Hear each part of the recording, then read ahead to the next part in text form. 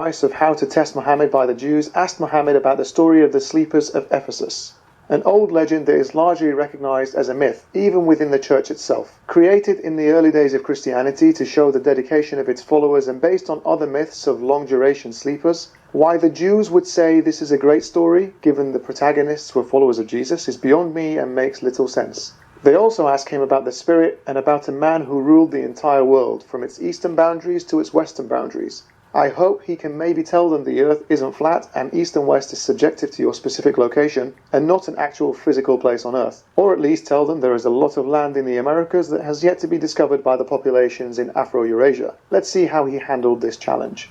The original myth has 7 sleepers, and it has their names, their religion, the name of the rulers when they fell asleep and when they woke up, how long they slept for in a cave, the location of the cave, and plenty of other details. So, we would naturally expect a challenge like this to yield not only the information available to them at the time, but even more information to put the issue beyond doubt to the skeptics. Or, at the very least, tell them that it was just a man-made legend that was purely fiction. The story of the cave begins in chapter 18's 9th verse, and that's where we will pick up. Let's see how much information Muhammad managed to get them 2 weeks later than he originally said he would. Remember, this is a direct challenge to his prophethood and is very simple and doesn't require any form of miracle, just access to someone who knows the stories of the legends.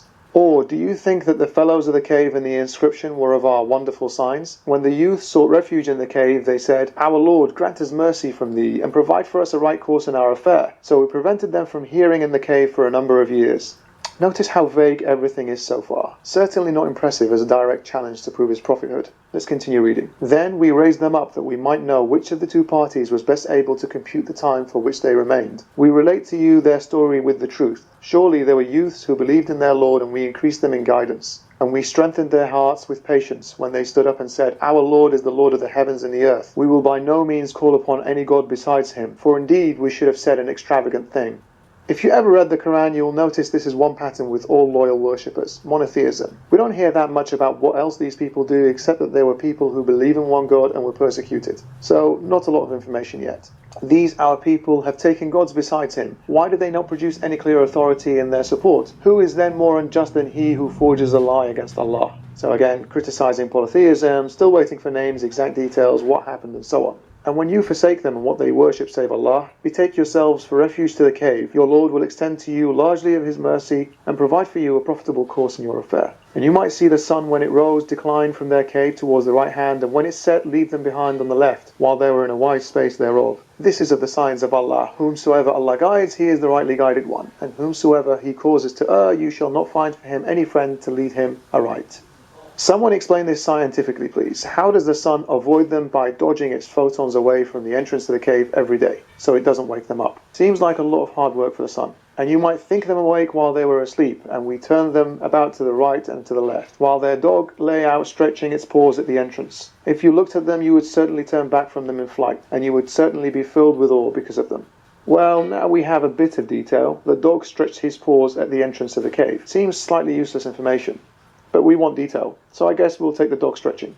And thus did we rouse them that they might question each other. A speaker amongst them said, "How long have you tarried?" They said, "We have tarried for a day or part of a day." Tarried here means slept. Others said, "Your Lord knows best how long you have tarried. Now send one of you with this silver coin of yours to the city. Then let him see which of them has purest food, so let him bring you provision from it. And let him behave with gentleness, and by no means make your case known to anyone. For surely if they prevail against you, they would stone you to death, or force you back to their religion, and then you will never succeed. And thus we did make men to get knowledge of them, that they might know that Allah's promise is true, and that as for the hour there is no doubt about it. When they disputed among themselves about their affair, and said, 'Erect an edifice over them, their Lord best knows them,' those who prevailed in their affair said, 'We will certainly raise a masjid over them.'" The story has lost a bit of chronology there. It has told us they woke up, thought they were still in a country run by people hostile to their faith, but that they are good people who should have a mosque built over them. Well, the truth is, Muslims during Muhammad's time themselves didn't really know who suggested the mosque being built. Some believe it was fellow believers, while others believed it was their enemies. This is detailed in the Tafsir of Tabari and also mentioned in Ibn Kathir among others. So we can see that even Muslims were confused by this story, and Muhammad's attempts to answer this challenge wasn't even understood by them. But let's just let this one slip too. What happened here? When did they die? What happened when they went to the town? The story has skipped several important points. Some say If you've ever watched Top Gear in the UK, you'll understand what "some say" refers to. Usually it precedes complete nonsense or ambiguity, but let's see what detail we get from this story to prove his prophethood after he waited a fortnight for this revelation. Some say they are 3, the 4th of them being their dog. And others say 5, the 6th of them being their dog, making conjectures of what is unknown. And others yet say 7, and the 8th of them is their dog. Say, my Lord best knows their number, none knows them but few. Therefore contend not in the matter of them, but with an outward contention, and do not question concerning any of them.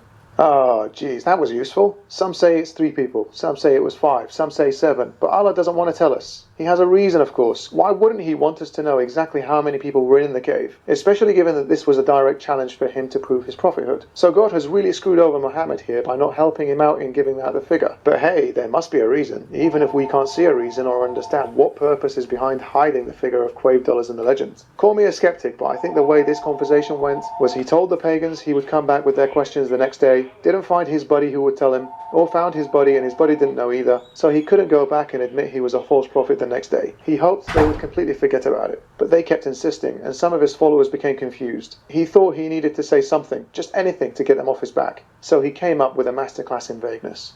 And do not say of anything, surely I will do it tomorrow, unless Allah pleases. And remember your Lord when you forget and say, maybe my Lord will guide me to a nearer course to the right than this. So for those that think the story of him not giving an answer straight away is rubbish, well, it's here in the Quran, preceded and followed by verses related to the cave story. So it's very likely in reference to the story of him failing to provide them with the story the following day as he had promised.